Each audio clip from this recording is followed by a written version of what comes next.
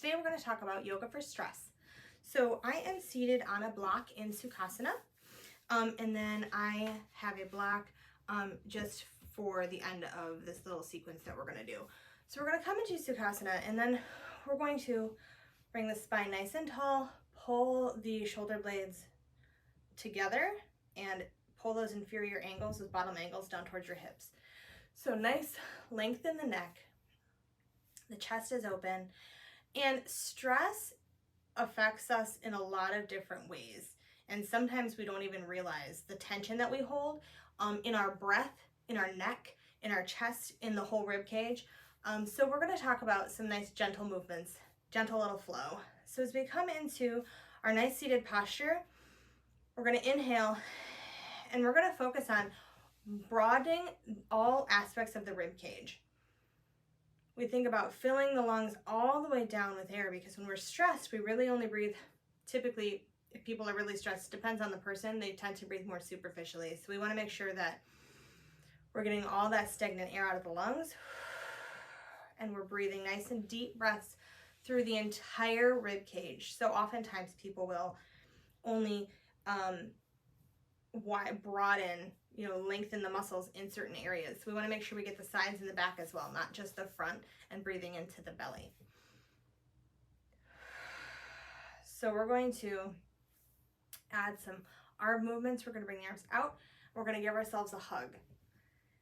Because sometimes when we're stressed, really just kind of rounding first can be really comforting.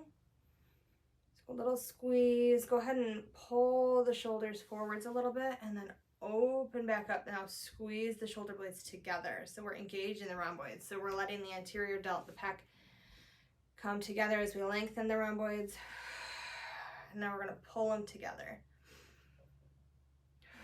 So then we're going to bring our arms out in front, bend our elbows. So I'm just going to grab my forearm.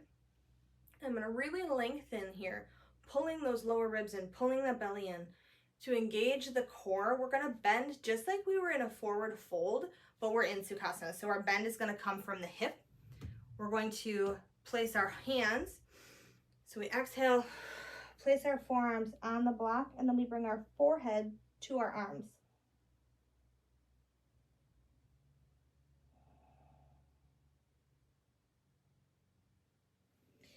We're going to come out, and we're going to switch. So we're going to bring the opposite hand, and we're bringing the forehead down, resting the third eye on the forearms,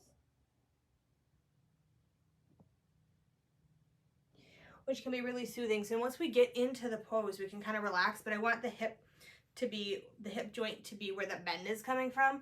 I don't want us just rounding. I want to make sure that we are having good form.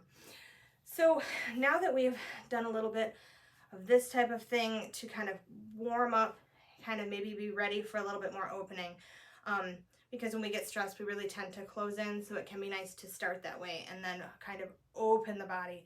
I'm going to clasp my hands behind my back, really open the chest. So I'm just going to kind of leave them there comfortably. If that's uncomfortable for you, you can just hook them under your legs, or if you're not using a block, you could sit on them.